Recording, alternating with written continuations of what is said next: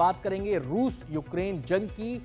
Ukraine जंग पर Putin से बात करने के बाद अमेरिकी राष्ट्रपति ट्रंप ने जेलेंस्की से फोन पर बात की है और जो सबसे अहम बात है वो ये कि दोनों पक्ष एक दूसरे के ऊर्जा ठिकानों पर हमला नहीं करने के लिए राजी हो गए हैं।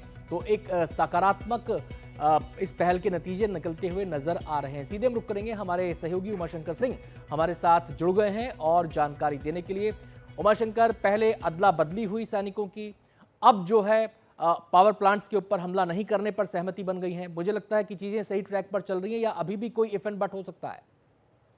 जी देखिए, एक दिन पहले ही राष्ट्रपति ट्रंप ने रूस के राष्ट्रपति पुतिन से बातचीत की थी और अब जब जेलेंस्की से उनकी बात हुई तो उन्होंने उन बातचीत का ब्यौरा दिया। और खासतौर पे जिस तरीके से 30 दिनों के अंतरिम सीज फायर के लिए यूक्रेन तैयार हो गया था, लेकिन रूस उसके लिए तैयार नहीं हुआ है।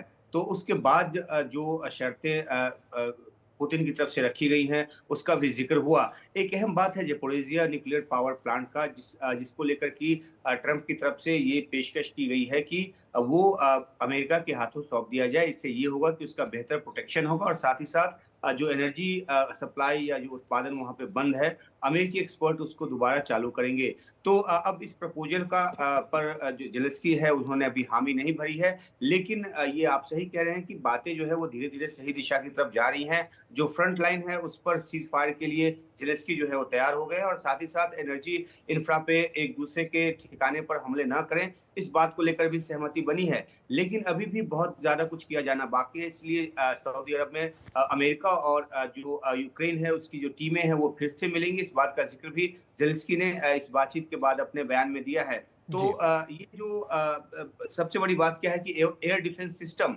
जो कि यूक्रेन का अभी काफी कमजोर हो गया है, इसको लेकर भी अब राष्ट्रपति ट्रंप के सामने उन्होंने बात उठाई कि लोगों की सुरक्षा के लिए, प्रोटेक्शन के लिए जरूरी है। और ये जानकारी भी निकलकर सामने आई है कि अमेरिका इस बात के लिए तैयार हो गया है कि एक्स्ट्रा जो एयर प्रोटेक्शन है वो देगा रूसी हमलों के खिलाफ। तो जी, सीज फायर की दिशा में धीरे धीरे बात आगे बढ़ रही है, लेकिन एक कोई भी एक अंतिम नतीजा निकल कर आने में अभी वक्त लगेगा।